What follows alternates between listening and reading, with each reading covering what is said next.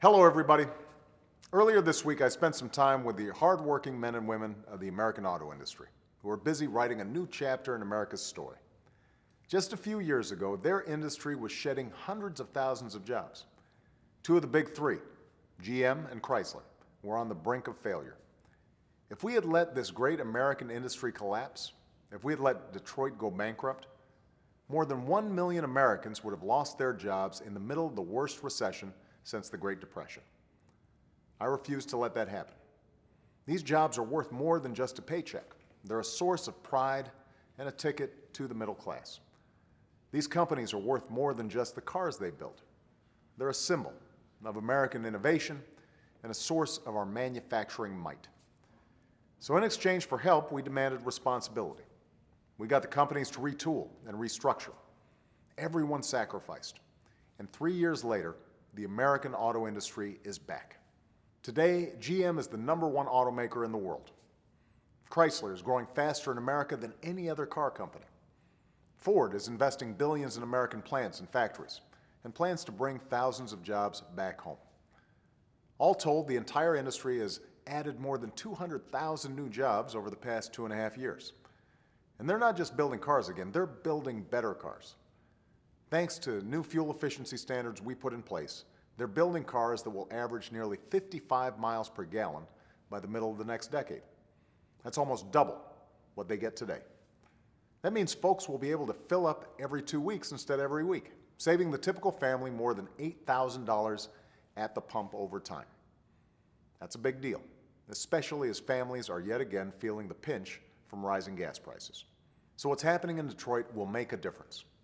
But it won't solve everything. There's no silver bullet for avoiding spikes in gas prices every year. There's no shortcut to taking control of our energy future.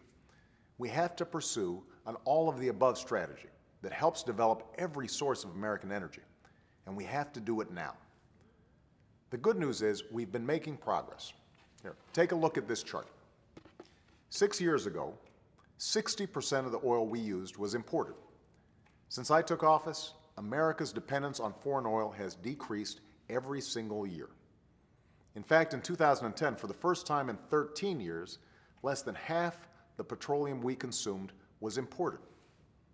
Part of that's because we're producing more oil here at home than at any other time in the last 8 years. But we can't just drill our way out of this problem. While we consume 20% of the world's oil, we only have 2% of the world's oil reserves. We've got to develop new technologies that will help us use new forms of energy. That's been a priority of mine as president. And because of the investments we've made, our use of clean, renewable energy has nearly doubled, and thousands of Americans have jobs because of it. Now we need to keep at it. And to do that, we need to make the right choices. Here's one choice we can make right now. Every year, $4 billion of your tax dollars goes to subsidizing the oil industry. These are the same companies making record profits, tens of billions of dollars a year. I don't think oil companies need more corporate welfare. Congress should end this taxpayer giveaway. If you agree with me, I'm asking you to email, call, or tweet your representative. Tell them to stop fighting for oil companies and tell them to start fighting for working families. Tell them to fight for the clean energy future that's within our reach. Because the sooner we all get started, the sooner we'll get there together.